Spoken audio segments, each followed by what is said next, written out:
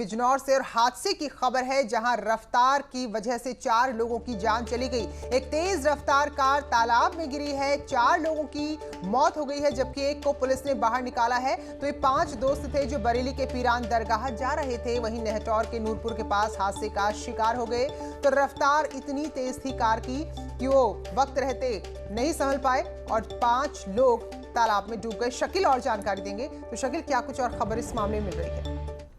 ये प्रीति जी, मैं आपको बताना चाहता हूँ, बिजनौर के नेहटौर थाना क्षेत्र में ये तालाब में अनियंत्रित होकर एक i10 कार जो है उसमें डूब गई, जिसमें 5 लोग सवार थे। बमुश्किल एक बबलू नामक युवक को तो बचाया गया, 4 लोगों की मौके पर मौत हो गई है।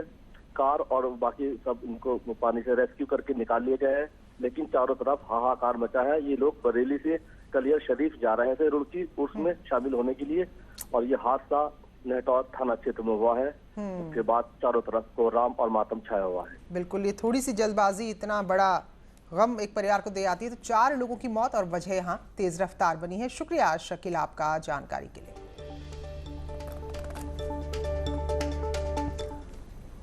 और खबर गोंडा से है जहां कोतवाल की तानाशाही देखने को मिली। कोतवाल संजय दुबे ने फरियादी को भगा दिया और फरियादी यहां कोई छोटी मोटी मामले की रिपोर्ट के लिए नहीं आया था, रेप की रिपोर्ट लिखाने गया था, लेकिन उसके बाद उसे वहां से भगा दिया गया और फिलहाल अब एसपी से फरियादी न्याय की गुहार लगा रहा है। कोतवाल ने पीड़ित परिवार को थाने से भगाया था। इटियाथोक थाने के कोतवाल है संजय दुबे। तो सोचिए जरा कि रेप जैसी घटनाओं को भी कितनी ज्यादा हल्के में लिया जा रहा है। तो फिलहाल एसपी से भी ये परिवार गुहार लगा चुका है। तो गोंडा से खबर जहां संजय दुबे का ये चेहरा सामने आया, रेप की रिपोर्ट लिखाने के फरियादी को भगा दिया। देवमणि त्रिपाठी गोंडा से हमारे साथ जुड़े हैं। तो देवमणि, जरा बताइए पूरा मामला क्या था और उस पर कोतवाल की किस तरह का यहाँ पर लापरवाही भरा रवैया देखने को मिला? देखिए, ये जो कोतवाल है संजय दुबे, ये पिछले दिनों ही इटियाथोक कोतवाली पे नियुक्त हुए हैं। पिछले दिनों एक बड़ा मामला हुआ था, उसके चलते पिछले जो कोतवाल हैं वो सस्पेंड किए गए थे, इनको नियुक्त किया गया था वहाँ पे, वहाँ की जो व्यवस्था है उसको सुचारू रूप से चलाने के लिए। तो पिछले दिनों एक परिवार है वो दुष्कर्म की रिपोर्ट लिखवाने गया है, पीड़िता पहुंची है, उसके परिजन पहुंचे, और बावजूद इसके लगातार कई चक्कर लगाने के बाद जब एसपी से गुहार लगाई तो इनसे हलफनामा और जो अन्य जो कागजात हैं और जो अन्य जो सबूत हैं उनसे मांगने की बात की गई थी। जब ये पीड़ित जो परिवार है ये जब थाने पर पहुंचा है तो पहले तो कोतवाल की जो तानाशाही है जो टीवी स्क्रीन पे साफ देखी जा सकती है कि पहले उसको काफी देर खड़ा रखने के बाद बुलाया है, फिर उसके बाद गाली गलौज की है। अगर वो कुर्सी पे बैठता है, जैसा कि बताया जाता है कि पुलिस मित्र है और मित्र को बिठाने की परंपरा है कि जहाँ पे कहीं पहुंचने पे उनसे हालचाल पूछा जाता है, उनसे पानी पूछा जाता है, उनका कुशल क्षेम जाना जाता है। बावजूद इसके कोतवाल ने जिस तरह से तानाशाही रवैये से खड़े हो जाओ और उसके बाद थाने से जिस तरह से दुत्कार के भगाया है, वो कहीं ना कहीं ये लापरवाही भरा रवैया है और शर्मनाक है कि जिस तरह से जो सीएम योगी या जो देश की पुलिस, उत्तर प्रदेश की पुलिस के जो महकमे में बैठे ऊपर लोग हैं वो इनसे लगातार मित्रवत व्यवहार करने की बात करते हैं, लेकिन जब पीड़ित पहुंचता है और जो कई बार चक्कर लगाने के बाद उच्च अधिकारियों से पहुंचने के बाद इस तरह का रवैया जब सामने आता है तो कहीं ना कहीं लोगों के मन में निराशा होती है और पुलिस का जो फाकी का जो बिल्कुल बिल्कुल देवमणि, तो ये शर्मनाक ही नहीं बल्कि बिल्कुल इस पर कड़ा एक्शन होना चाहिए। इस तरह की हरकत कोई पुलिस का अधिकारी करता है, सोचिए जरा, रेप जैसी शर्मनाक घटना किसी के साथ हुई है, पहले तो परिवार खुद को बड़ी मुश्किल से तैयार कर पाता है कि मामले को पुलिस तक लेके जाए, और जब परिवार यहाँ पहुंचा तो जो हरकत की है, जो व्यवहार किया, जो दुर्व्यवहार किया है, वाकई में शर्मनाक है। तो ऐसे में संज्ञान लेकर कोतवाल पर कार्रवाई जरूर होनी चाहिए। शुक्रिया देवमणि। कानपुर से खबर है जहां जनसभा में डॉक्टर की मौत हुई है। डॉक्टर अरविंद सचान को दिल का दौरा पड़ा और उनकी जान चली गई। सहकारी बैंक के अध्यक्ष थे अरविंद सचान। केशव प्रसाद मौर्य की जो जनसभा थी उसमें ही शामिल होने के लिए पहुंचे थे, लेकिन दिल का दौरा पड़ने के चलते उनकी जान चली गई है। तो ये खबर कानपुर से आई जहां डॉक्टर अरविंद सचान दिल का दौरा पड़ने से उनका निधन हो गया। तो सहकारी बैंक के अध्यक्ष भी थे और केशव प्रसाद मौर्य की सभा में शामिल हुए थे।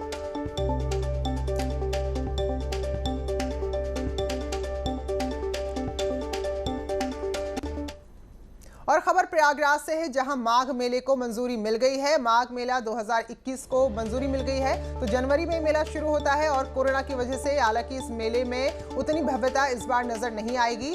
तो बजट भी इसका 67 करोड़ रखा गया है और गंगा पर इस बजट से 3 पांटून पुल बनाए जाएंगे। अब मंजूरी जबकि मिली है तो प्रशासन अपनी तैयारियों में जुट गया है, क्योंकि बहुत कम वक्त बचा है। जनवरी में माघ मेला शुरू होता है और काफी दूर दूर से लोग यहाँ स्नान के लिए आते हैं। तो हालांकि मेले का स्वरूप उतना बृहद नहीं होगा जितना कि हर साल होता था, क्योंकि कोरोना काल है और ऐसे बहुत ज्यादा भीड़ लोग खुद भी नहीं जुटाते, प्रशासन भी बहुत अनुमति नहीं देगा। तो ऐसे में 67 करोड़ का बजट यहाँ पर दिया गया है और 3 पांटून पुल इस दौरान बनाए जाएंगे, ताकि जो भी श्रद्धालु यहाँ आते हैं उन्हें किसी भी तरह की दिक्कत ना हो। तो ये बड़ी खबर है। अब जबकि प्रशासन ने मंजूरी दे दी है कि अगले साल जो माघ मेला होना है वो होगा, तो प्रशासन भी अपनी तैयारियों में जुट गया है। तो लगभग 2 महीने का वक्त यहाँ पर बचा है, तो ऐसे में कोई कमी प्रशासन छोड़ना नहीं चाहता है। तो अब माघ मेले की तैयारी प्रयागराज में हो रही है। तो और सालों की बात करें, जब सामान्य दिन थे, सामान्य हालात थे, तो बड़े बृहद पैमाने पर ये मेला होता था। यहाँ लोग बहुत दूर दूर से आते थे और यहाँ माघ मेले में कई लोग कल्पवास भी करते थे। तो फिलहाल अब इस बार की हम बात करें तो थोड़ा सा आकार थोड़ा कम नजर आएगा, यानी कि उतनी भव्यता या उतनी भीड़भाड़ नजर नहीं आएगी कोरोना की वजह से।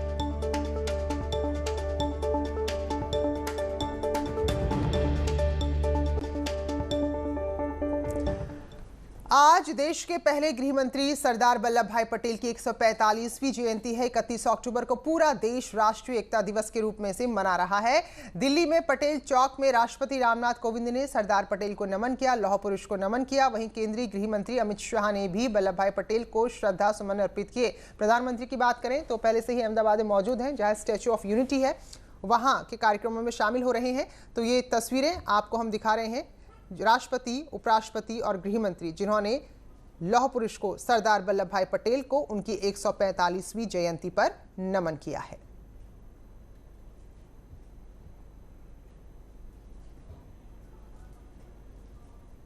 तो राष्ट्रीय एकता दिवस, सरदार पटेल का जन्मदिन है आज।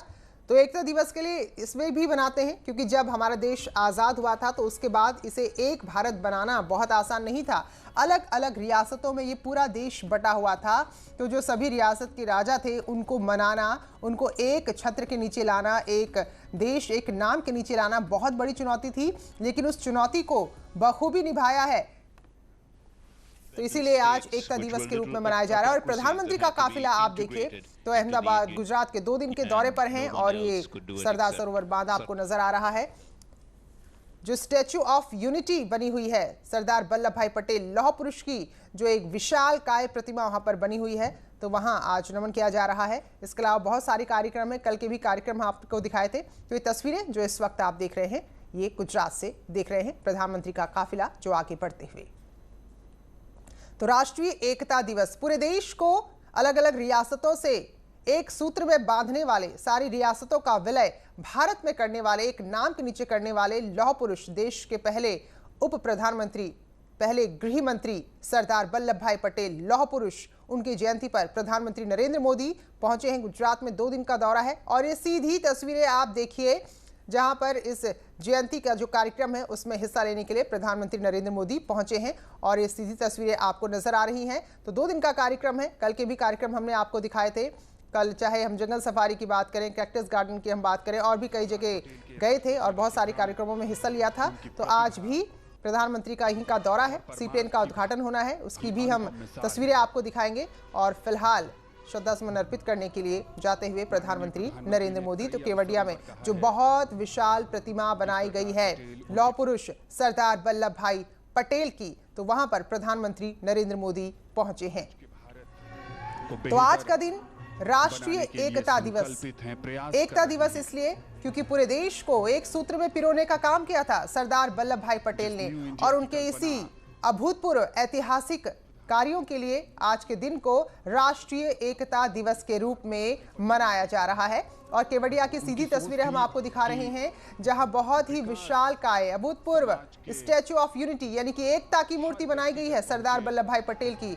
सरदार सरोवर डैम है जिसको कल रोशनी से पूरी तरह सजाया गया था, बड़ी खूबसूरत तस्वीरें थी, वो भी हमने आपको दिखाई थी। रात में बड़ा खूबसूरत यहाँ पर नजारा था। और फिलहाल अब ये तस्वीरें आप देख रहे हैं तो जहां केवड़िया में पहुंचे हैं प्रधानमंत्री नरेंद्र मोदी और माल्यार्पण कर सरदार वल्लभ भाई पटेल को श्रद्धांजलि दी जा रही जगह जगह। इससे पहले दिल्ली की तस्वीरें हमने आपको दिखाई थी जहां राष्ट्रपति रामनाथ कोविंद, उपराष्ट्रपति वेंकैया नायडू, गृह मंत्री अमित शाह उन्होंने श्रद्धा सुमन अर्पित किए थे। तो प्रधानमंत्री नरेंद्र मोदी सीधे पहुंचे हैं केवड़िया जहां एक विशाल प्रतिमा बनाई गई है। सरदार पटेल को एक तरह से श्रद्धांजलि देते हुए, उनको नमन करते हुए, उनको सम्मान देते हुए और वहीं पहुंचे हैं प्रधानमंत्री नरेंद्र मोदी। तो देखिए जरा तैयारी, माल्यार्पण यहां पर होगा और श्रद्धा सुमन अर्पित किए जाएंगे। तो बहुत विशाल, ये लगभग 3000 करोड़ की लागत से जो पूरा इलाका है इसका विकास किया गया है और ये वो प्रतिमा है देश भर के उन किसानों के जो इस वक्त स्टैच्यू ऑफ यूनिटी यानी कि एकता के प्रतीक के रूप में अहमदाबाद के केवड़िया में खड़ी है। और लौह पुरुष थे तो उनके इसी सोच को आगे बढ़ाते हुए या उनकी जो एक छवि थी, कड़े और बड़े फैसले लेते थे, तो ये पूरी एक प्रतिमा है जो यहाँ पर बनाई गई है। युवाओं को प्रेरित करती है कि भविष्य का भारत आपकी आकांक्षाओं का है। देखिए जरा, जो तो इतना पुष्प ही वर्षा विराट करने है। के लिए हेलीकॉप्टर इन भी आकांक्षाओं शायद का नजर आ रहे पूरा हैं और करने बड़ा का ही सामर्थ्य सुंदर और मंत्र दृश्य सिर्फ है एक जो ही इस है, वक्त आप एक भारत, गुजरात में केवड़िया श्रेष्ठ से भारत। देख रहे और इस हैं। समय हमने देखा और कि आगे बढ़ते हुए हेलीकॉप्टर से प्रधानमंत्री नरेंद्र मोदी पुष्पांजलि अर्पित की जा रही है सरदार पटेल को। ये देखिए आसमान से पुष्पों की वर्षा हो रही है, पुष्प वर्षा हो रही है, फूलों की वर्षा हो रही है और श्रद्धांजलि अर्पित की जा रही है देश के पहले उप प्रधानमंत्री और गृह मंत्री सरदार वल्लभ भाई पटेल को। तो आसमान से फूल बरसाए जा रहे हैं और प्रधानमंत्री नरेंद्र मोदी भी माल्यार्पण करेंगे और लौह पुरुष को आज के दिन, उनके जयंती के दिन श्रद्धा सुमन अर्पित करेंगे, श्रद्धांजलि देंगे। और इस सीधी तरह गई है प्रतिमा बनाई गई, दरअसल ये याद दिलाती है कि इस लौह पुरुष ने कैसे अपनी बुद्धि और विवेक से बगैर किसी हिंसा के पूरे देश की अलग अलग रियासतों को एक किया था, एकीकरण किया था, उनका विलय किया था और उसके बाद हमारा जो भारत है, जो हमारा भारत देश है, हिंदुस्तान है, वो अस्तित्व में आया था। क्योंकि अगर रियासतें बटी हुई थी तो ऐसे में कोई भी राजा नहीं चाहता था कि उसकी जो एक राजशाही है उसको खत्म किया जाए, क्योंकि उसका अपना एक पूरे इलाके में दबदबा था। लेकिन ये इसे हम सरदार वल्लभ भाई पटेल का बुद्धि कौशल ही कहेंगे कि उन्होंने बखूबी इन तमाम बातों को, इन चुनौतियों को स्वीकार किया और सारी रियासतों का विलय किया, सारी रियासतों का एकीकरण किया और भारत का जो स्वरूप आज आप और हम देख रहे हैं ये उसी का नतीजा है। तो ऐसे लौह पुरुष को, देश के पहले गृह मंत्री को आज पूरा देश नमन कर रहा है राष्ट्रीय एकता दिवस मनाकर। आज गौरवान्वित महसूस कर रहे हैं। तो ये राष्ट्रीय एकता दिवस के इस समारोह के अवसर पर, इसका आयोजन यहाँ केवड़िया गुजरात है। सरदार पटेल ने न केवल भारत को भौगोलिक एकता, चलिए तो ये विशेष कार्यक्रम था, ये तस्वीरें हमने आपको दिखाई जब प्रधानमंत्री ने सरदार वल्लभ भाई पटेल को श्रद्धांजलि दी है उनकी जयंती पर। तो और भी खबरें आपको दिखाएंगे, फिलहाल यहाँ पर वक्त एक छोटे से ब्रेक का है।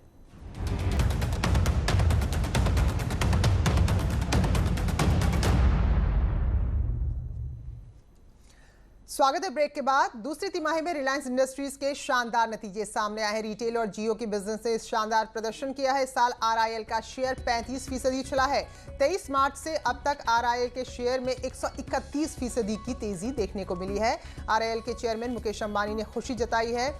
उन्होंने कहा है कि पेट्रो रिटेल डिजिटल बिजनेस में शानदार प्रदर्शन हुआ है। रिटेल बिजनेस में हालात बेहतर हुए हैं। भारत की ग्रोथ को फोकस में रखकर बिजनेस करेंगे। तो दूसरी तिमाही में कंसोलिडेटेड मुनाफा 9,567 करोड़ रुपए हो गया है, जबकि आमदनी में 27.2% की बढ़त देखी गई, यानी कि कुल 1,28,385 करोड़। वहीं दूसरी तिमाही में करीब 30,000 नई नौकरियां दी गई हैं। दूसरी तिमाही में जियो का शानदार प्रदर्शन रहा है। जियो की कंसोलिडेटेड आमदनी में 21,708 करोड़ रुपए जुड़े हैं। जियो का नेट मुनाफा हुआ है 3,020 करोड़। जियो के अब तक के 40 करोड़ 56 लाख कस्टमर बने हैं और रिलायंस रिटेल का प्रदर्शन भी बहुत ही शानदार रहा है। दूसरी तिमाही में कंसोलिडेटेड आय 30% बढ़कर 41,100 करोड़ रुपए हो गई है। वहीं दूसरी तिमाही में नेट मुनाफा 973 करोड़ रुपए हुआ है और देश भर में रिलायंस रिटेल के 11,931 बड़े स्टोर खुल चुके हैं।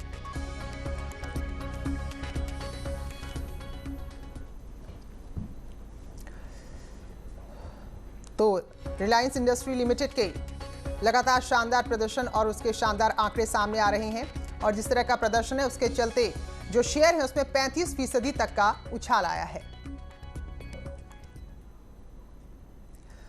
तो इस बुलेटिन में फिलहाल इतना ही, लेकिन ब्रेक के बाद भी खबरों का सिलसिला जारी है।